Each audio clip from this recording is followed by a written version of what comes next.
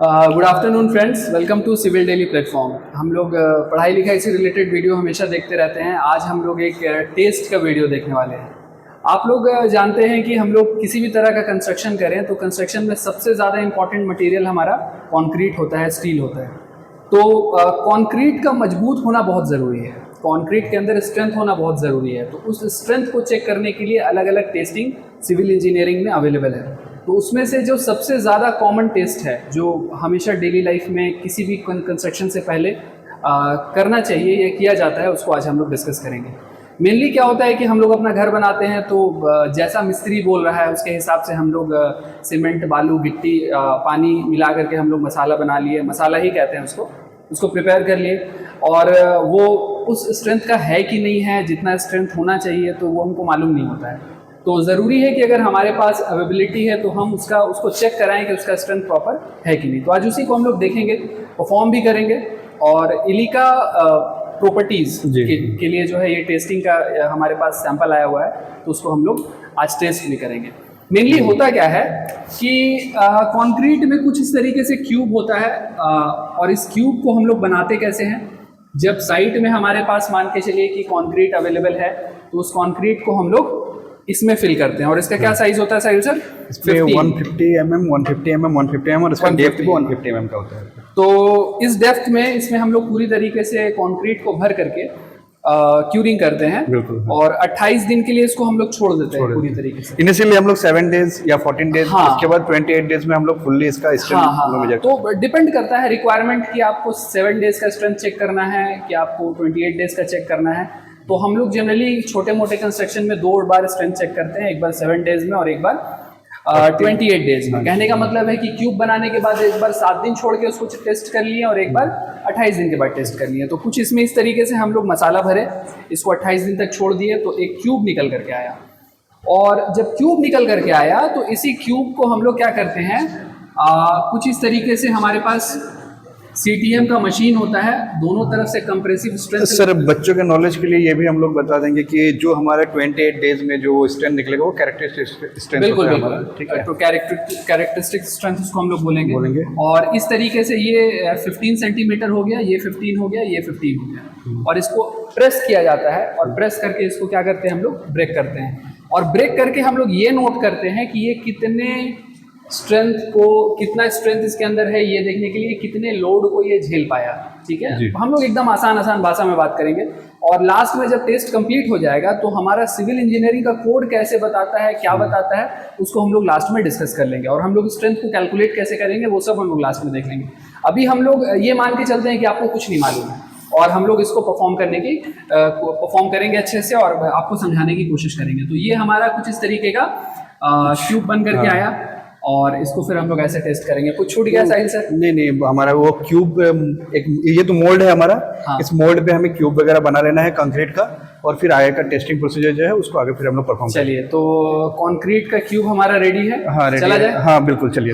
तो चलिए हम लोग जो है, तो चलिए शुरू करते हैं। सबसे पहले आप मशीन के बारे में बताएंगे कि हम बताएं? मशीन से पहले आई थिंक कि थोड़ा क्यूब के बारे में बता देना सही रहेगा, क्योंकि जो वहाँ पे हम लोग बात किए मोल्ड वोल्ड के बारे में, तो वो उसका जो क्यूब बनेगा उसके बारे में थोड़ा डिस्कस कर लेते हैं। देखिए, अभी हम लोग डिस्कस किए थे कि हमारे पास जो क्यूब है वो कुछ इस तरीके से इस मोल्ड से ऐसा क्यूब बन करके आता है। ये इलिका प्रॉपर्टीज की तरफ से बन के आया है और इसको हम लोग टेस्ट करेंगे। ये हमारे इसी मोल्ड से हम लोग इस क्यूब को बनाए हैं। देखिए, ये 2 डेट का है, एक हम लोग 25 का डेट का बनाया है, एक 26 डेट का बनाया है। और तो ये ऑन साइट जो है बेसिकली कंस्ट्रक्शन कंपनी है उसके तरफ से बन के हमारे पास टेस्ट होने के लिए आया है, जिसके लिए हम लोग टेस्टिंग करके रिपोर्ट देंगे। तो ये कुछ इस तरीके से क्यूब वो लोग प्रिपेयर करके भेजे हैं, इसी का स्ट्रेंथ हमको मशीन में चेक करना है। तो आप देख सकते हैं कि हमारे पास 2 नंबर ऑफ सैंपल है। एक नंबर ऑफ सैंपल में 3 क्यूब हमारे पास अवेलेबल होता है। क्यूब में आपको 1 क्यूब, 2 क्यूब, 3 क्यूब, तीनों का साइज कितना है, 15 × 15 × 15। इसी तरीके से सैंपल सेकंड वहां पे हमारा रखा है। और हमारा जो अवेलेबल क्यूब्स है वो M25 का क्यूब है, ठीक है। तो M25 क्यूब हमारे स्ट्रेंथ कितना होगा क्या नहीं, इसके बारे में डिस्कस करेंगे। हाँ, जो हमारे ये हैं कंसल्टेंट है, उन्होंने भेजा है कि M25 ग्रेड का है, तो हम लोग चेक करेंगे कि M25 इसका स्ट्रेंथ आ रहा है कि नहीं आ रहा है। और ये CTM मशीन, ये CTM मशीन का इस्तेमाल हम लोग टेस्टिंग में अभी करने वाले हैं। देखिए कुछ बेसिक समझ लेते हैं। मशीन सबके पास अगर आया तो उसको ऑपरेट कैसे करना नहीं करना ये मालूम नहीं होता है, तो हम लोग कुछ बेसिक समझ लेते हैं। सबसे पहले ये 440 वोल्ट पे ऑपरेट करता है और हमारे पास इस तरह का एक हाइड्रोलिक सिस्टम है और वहाँ पर हमारे पास एक प्लंजर सिस्टम है जिसमें हम वहाँ पे कंप्रेस करने वाले हैं। होता ये एक्चुअली सेट करने के लिए, क्यूब को सेट करने के लिए इसमें देता है, इसके ऊपर प्रेशर दिया जाता है, देन ये आपको वो कंप्रेसिव रेजिस्टेंस वैल्यू आपको प्रोवाइड हम लोग यहाँ पे दो तरह का सिस्टम है। एक तो मैनुअली भी परफॉर्म कर सकते हैं। मान के चलिए आप टेस्ट कर रहे हैं और टेस्ट करते करते क्या हुआ कि इलेक्ट्रिसिटी चला गया, तो आप टेस्ट तो नहीं रोक सकते, तो यहाँ पर एक रॉड लगा करके इसको हम लोग मैनुअली भी परफॉर्म कर सकते हैं। पहला ऑप्शन है। दूसरा, हाँ, ये कुछ इस तरीके से हमारे पास एक बार होता है और इसको यहाँ पर हम ऐसा फिक्स करके इसको सेट करके हम इसको मैनुअली भी ऑपरेट कर सकते हैं, पंप करके कुछ इस तरीके से। ठीक है, और फिलहाल अभी हमारे पास चूंकि इलेक्ट्रिसिटी है तो हम लोग इसको इलेक्ट्रिसिटी से परफॉर्म कर सकते हैं, ऑटोमेटिक कर सकते हैं। कैसे होगा वो समझते हैं। देखिए सबसे पहले हम लोग क्यूब को उसमें सेट करने वाले हैं, तो चलिए सेट कर लेते हैं। भास्कर सर आप पीछे हैं, आइए आप थोड़ा सा क्यूब ले लीजिए, मुझे दे सकते हैं, कोई दिक्कत नहीं है। थोड़ा सा लोड है इसका, तो इसका थोड़ा वेट होता है और इसके बाद के लिए आपको थोड़ा सा मूव करना पड़ेगा, आपका हेल्प चाहिए मुझे। ये देखिए, इसको सेट करने के लिए आप इस तरह से मूव करके इसको सेट कर सकते हैं आप। ठीक है, इसका स्मूथ सरफेस लेने का ट्राई कीजिएगा ताकि अच्छे से रिजल्ट आए। बिल्कुल, अगर सरफेस स्मूथ नहीं है तो कभी कभी रिजल्ट हमारा डैमेज हो जाता है। ठीक है, इधर तो हम लोगों को जब टाइट करना है तो ये ध्यान रखना है थोड़ा सा मुझे मूव करने दीजिए। ओके, ये सही रहेगा। ठीक, अब इसको टाइट कर दिया जाए। हो गया। तो इस तरीके से हम लोग एक क्यूब को सेट कर लिए और ये जरूर से ध्यान रखना है ना कि ये टच ना हो रहा हो ये पोर्शन मशीन के उस तरफ से। एक बात है। अब आते हैं कि ऑपरेट कैसे करेंगे। तो देखिए ऑपरेट करने के लिए सबसे पहले हम क्या करते हैं, प्रेशर को रिलीज पे कर दिए हैं। अभी इसमें कोई ये प्रेशर है कि आप प्रेशर बढ़ा कितने तेजी से रहें, जैसे जैसे वैल्यू बढ़ाएंगे वैसे वैसे प्रेशर बढ़ेगा। एक चीज़ है। दूसरी बात है कि यहाँ से रिलीज एंड ऑपरेट का सिस्टम है। मान के चलिए कि आप प्रेशर फुल कर दिए, ये रिलीज मोड में है तो मशीन किसी भी तरह का प्रेशर अप्लाई नहीं करेगी। एक्चुअली दो मोड है हमारे पास, एक रिलीजिंग मोड और एक ऑपरेट मोड। ठीक है, तो रिलीजिंग मोड में हमारा क्या होता है कि ये आप प्रेशर रिलीज हो जाता है, इसके बाद हमें जब प्रेशर देना पड़ेगा तो हमें ऑपरेट करना पड़ेगा। मीटर पे लाइएगा सर थोड़ा सा। यहाँ पर ये हमारा मीटर है, यहीं पे हमको रीडिंग मिलना है। यहाँ पे ऑलरेडी लिखा है कि 1 division is equal to 5 kilo newton. तो हम लोग ये ऐसे करके घूमेगा और कितने पे उसमें वहाँ पे फर्स्ट क्रैक डेवलप हो रहा है। जहाँ पे फर्स्ट क्रैक डेवलप होगा वहाँ पे ये कांटा अपने आप रुक जाएगा।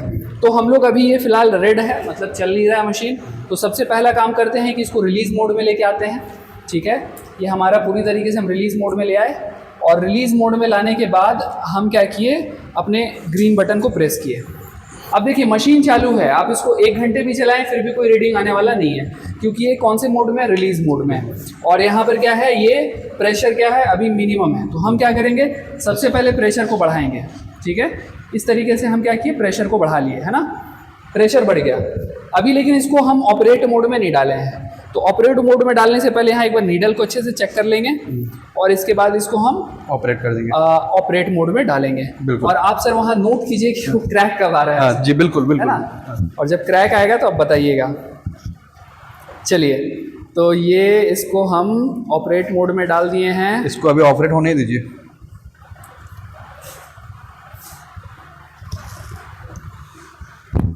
हाँ, और 2 कैमरे की ज़रूरत होनी चाहिए अभी हमको लगता है। एक में हम लोग वहाँ देख रहे हैं कि चेक कर सकते हैं क्रैक कब आ रहा है, और यहाँ पर जो रीडिंग वाला भास्कर सर आपको थोड़ा हेल्प लगेगा, वो धीरे धीरे बढ़ रहा है। भास्कर सर ये ले सकते हैं आप, एक और कैमरे का इस्तेमाल कर सकते हैं। कर सकते हैं, ताकि वहाँ पे हमें मीटर के बारे में पता चले। बिल्कुल बिल्कुल, ठीक है, यहाँ अपना बस मीटर को रिकॉर्ड कर लीजिए। हाँ, आप वहीं रिकॉर्ड कीजिए, इससे हम लोग मीटर देख लेते हैं। तो मीटर पे फोकस कर लीजिए सर। हाँ, तो अभी बस हमारे पास सर अवेलेबल क्यूब लग रहा है, बहुत अच्छा है, स्ट्रेंथ पकड़ेगा।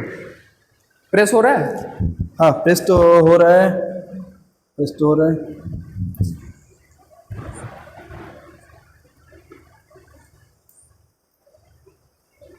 देखिए ये यहाँ पे कांटा आपको आगे बढ़ने लगा और देखिएगा क्रैक कब आ रहा है सर। हाँ, देख रहा हूँ, कोई दिक्कत नहीं।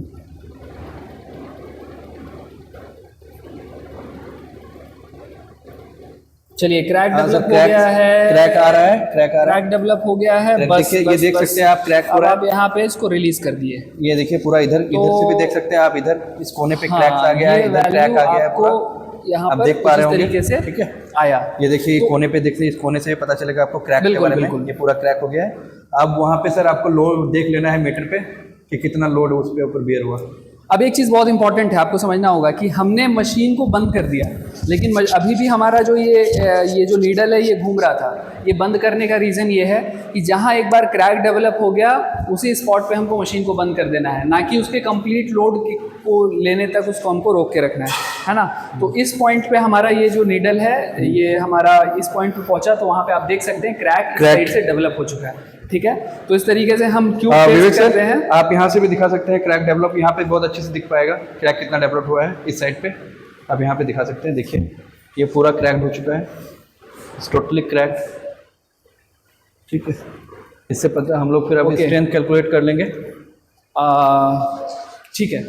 तो देखिए अभी हमने डिस्कस किया कि हम लोग क्या करते हैं, हम लोग जितना नंबर ऑफ यहाँ पे जो रीडिंग है उसको हम लोग रीडिंग का जो नंबर है वो नोट करके और उसको हम लोग 5 से मल्टीप्लाई कर देंगे, क्योंकि एक रीडिंग जो है वन डिवीजन 5 किलो न्यूटन का है।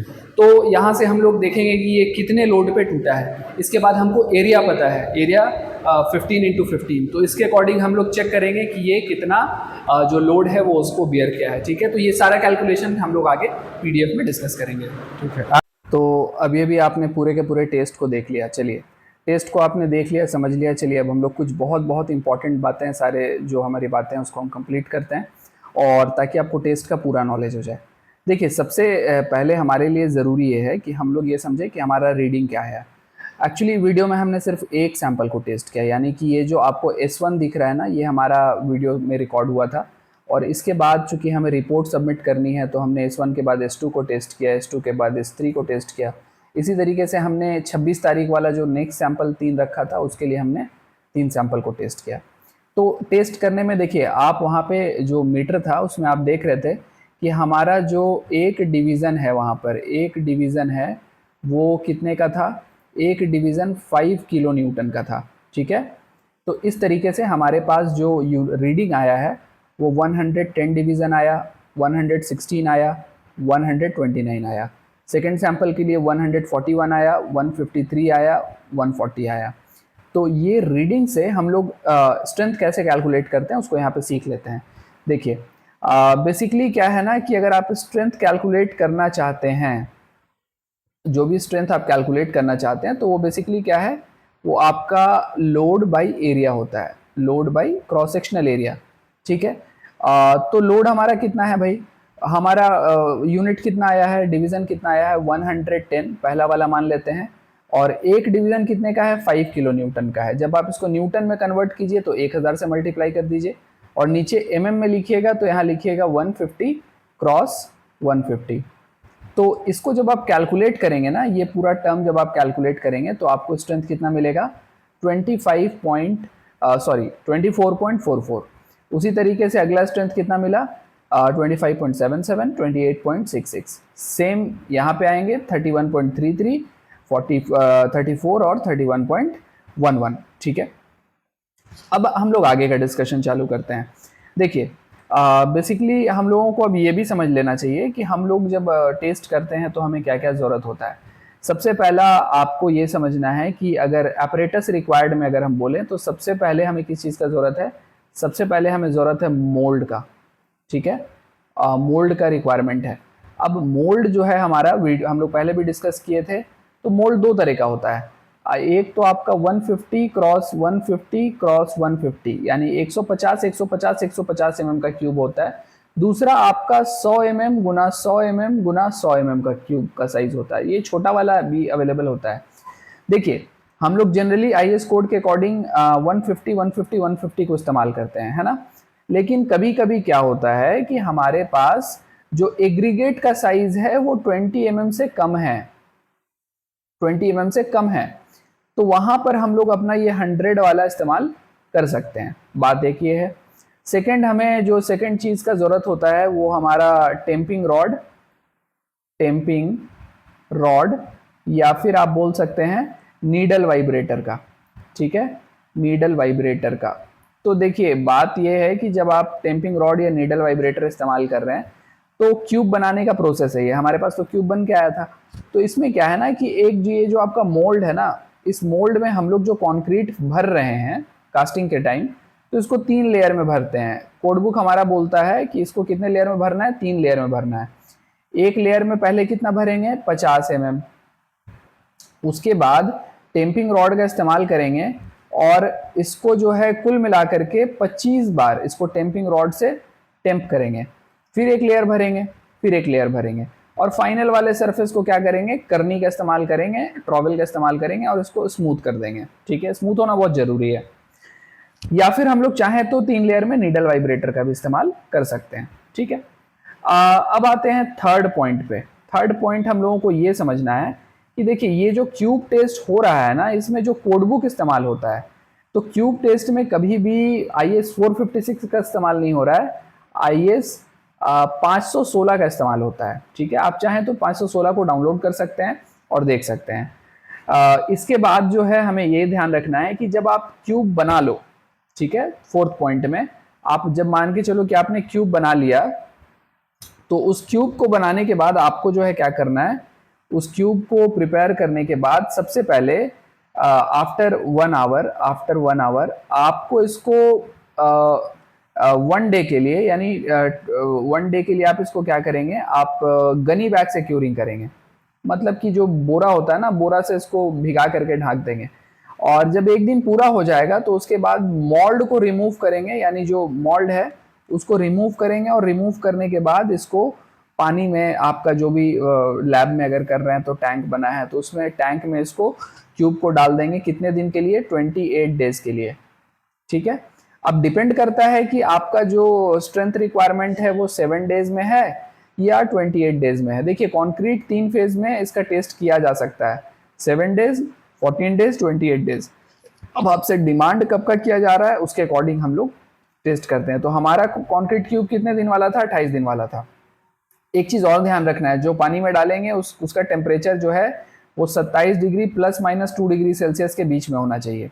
ठीक है, फोर्थ चीज आपको ये, फिफ्थ पॉइंट आपको ये ध्यान रखना है कि मान के चले कि आपने क्यूरिंग किया और आप उसको टेस्ट करने के लिए ला रहे हैं, तो टेस्टिंग से 30 मिनट पहले उसको आप पानी से बाहर निकाल देंगे, ताकि उसका जो एक्स्ट्रा वाटर है वो सारा रिमूव हो जाए, थोड़ा सा कॉन्क्रीट पीस क्या हो जाए, ड्राई हो जाए। ठीक है, और इसके बाद फिर आप अपना टेस्टिंग प्रोसेस स्टार्ट करेंगे। ठीक है, अब देखिए, अब इम्पॉर्टेंट चीज जो है उसको हम लोग डिस्कस कर लेते हैं कोड के अकॉर्डिंग। तो देखिए IS 456 हमारा बोलता है, सॉरी सबसे पहले IS 516 के बारे में डिस्कस कर लेते हैं। ये हमारा बोलता है कि जो भी डेटा है उसको इस तरह के टेबल में भरना है। क्यूब नंबर भरेंगे यहाँ पर आप, क्यूब नंबर के बाद आप ग्रेड ऑफ कॉन्क्रीट, जैसे हमारा M25 ग्रेड था तो आप वो फिल करेंगे। किस दिन इसको कास्ट किया गया है, डेट भरेंगे। किस दिन आपने टेस्ट किया वो भरेंगे। इसके बाद आप यहाँ पे भरेंगे कि वेट कितना था। तो हमारा तो वेट कंसल्टेंट की तरफ से आया था, तो वेट हम यहाँ पे नहीं ले रहे हैं कॉन्क्रीट का, वो वेट उनके पास होगा, उस डेटा को हम फिल कर देंगे। इसके बाद लोड, जैसे कि 110 पे टूटा ना, तो एक डिवीजन कितने का था, 5 का था, तो इतना किलो न्यूटन आप लोड लिख सकते हैं। फिर वही फॉर्मूला जो हमने अभी थोड़ी देर पहले बताया, 110 इंटू 5 इंटू 1000 डिवाइडेड बाई 150 गुना 150। तो यहाँ से स्ट्रेंथ किस में आ जाएगा, न्यूटन पर mm²। देखिए स्ट्रेंथ ज़्यादातर न्यूटन पर mm² में ही कैलकुलेट कीजिए, कोड बुक इसी को प्रेफर करता है। उसके बाद तीनों का एवरेज जो आएगा वो यहाँ पर मेंशन करेंगे, बिल्कुल इस तरीके से। इंपॉर्टेंट बात क्या है, इंपॉर्टेंट बात ये है, इसको ध्यान से समझिएगा। अच्छे जो साइट इंजीनियर होते हैं बहुत सारे, उनको भी बहुत ज़्यादा कभी कभी मिस कर जाते हैं। अब जो नए लोग हैं, नया नया ज्वाइन कर रहे हैं, उनको ज़्यादा मालूम नहीं होता। देखिए frequency of test, frequency of test का मतलब ये है कि आप जो टेस्ट परफॉर्म करेंगे वो कितने पे करेंगे। कहने का मतलब है, मान के चलो कि आप एक बिल्डिंग बना रहे हो, है ना, आप एक बिल्डिंग बना रहे हो, बड़ा सा बिल्डिंग बना रहे हो, तो उसमें जो कंक्रीट लगेगा, तो कंक्रीट को हम लोग किस में मेजर करते हैं, तो कंक्रीट को हम लोग मेजर करते हैं m³ में, है ना। तो उसमें जो कंक्रीट लगेगा उसका कुछ क्वांटिटी होगा। क्वांटिटी कौन बताएगा आपको, क्वांटिटी बताएगा आपको बिलिंग इंजीनियर। बिलिंग इंजीनियर होगा या जो एस्टिमेटर होगा वो बताएगा क्वांटिटी। तो जो क्वांटिटी वो आपको बता रहा है उसके अकॉर्डिंग ये डिसाइड होगा कि कितना नंबर ऑफ टेस्ट होना है। एग्जाम्पल के तौर पे मान के चलो कि आपके स्ट्रक्चर में 1 to 5 metre cube of concrete लग रहा है, तो वहां पर एक सैंपल टेस्ट होगा, ठीक है। अब ये जो एक सैंपल लिखा हुआ है ना, इसमें जान लो आप कि कितने नंबर ऑफ क्यूब है, 3 नंबर ऑफ क्यूब है टोटल, ठीक है। Cube 1, cube 2, cube 3। उसी तरीके से अगर हम मान लें कि हमारा जो रिक्वायरमेंट है वो अगर 6 to 15 का है, मान के चलो कि हमारा जो कंक्रीट लगेगा वो 6 से 15 एम क्यूब लगेगा तो 2 सैंपल टेस्ट होगा। 16 से 30 लगेगा तो 3 सैंपल टेस्ट होगा। 31 से 50 एम क्यूब लगेगा तो 4 सैंपल टेस्ट होगा। और अगर 51 एम क्यूब से ज़्यादा कंक्रीट लग रहा है तो बाकी जितना 50 एम क्यूब होगा सबके लिए एक एक सैंपल बढ़ते जाएगा। एग्जाम्पल के तौर पे मान के चलो कि 100 एम क्यूब कॉन्क्रीट कहीं पे लग रहा है तो वहां पर टेस्ट कितना होना है, 50 के लिए तो 3 होना ही है और एक्स्ट्रा 50 है उसके लिए 1 होना है, ठीक है। अगर मान के चलो कि 150 एम क्यूब कहीं कॉन्क्रीट आप कास्टिंग कर रहे हो तो वहां पे 50 के लिए तो 3 होना ही है, प्लस एक्स्ट्रा जो बढ़ा 100 उसके लिए 2 होगा। इस तरीके से मेरा जो सैंपल है वो टेस्ट होगा। नंबर ऑफ सैंपल बोल रहा हूं मैं, ध्यान रखना है। यहाँ पे जो 4 आया ना, ये 4 नंबर ऑफ सैंपल है। क्यूब कितना हो जाएगा, तो 4 गुना 3 यानी कि 12 क्यूब टोटल हो जाएगा, सही है। चलिए, तो ये तो हो गया फ्रीक्वेंसी ऑफ टेस्टिंग के बारे में और ये आपको गिवन है IS 456 में, ठीक है। चलिए आगे चलते हैं। अब बात कर लेते हैं कि जो एक्सेप्टेंस क्राइटेरिया है वो क्या है, कि आपका जो टेस्ट हुआ वो ठीक आया कि नहीं आया, गलत आया, ये बहुत इंपॉर्टेंट है। देखिए, अगर आप इंडिविजुअल टेस्ट रिपोर्ट अगर चेक कर रहे हैं, मान के चलो कि आपने एक सैंपल टेस्ट किया तो वहां पर जो स्ट्रेंथ है वो मिनिमम जो है FCK -3 से कम नहीं होना चाहिए। अब FCK क्या है, तो हमें क्लाइंट ने बोला था सर मैंने M25 ग्रेड ऑफ कंक्रीट बनाया तो उसके लिए ग्रेड कौन सा हो गया, 25। तो 25 - 3 कितना आ रहा है, 22। यानी कि किसी भी क्यूब का स्ट्रेंथ 22 न्यूटन पर mm² से कम नहीं होना चाहिए। इससे कम होगा तो फिर उस पूरे के पूरे सैंपल को हम क्या मानेंगे, फेल मानेंगे। वो सैंपल क्या है भाई, वो सैंपल फेल है, वो सैंपल नहीं चलेगा, या वो कंक्रीट जो वहाँ चल रहा है साइट में वो इनवैलिड है, ठीक है।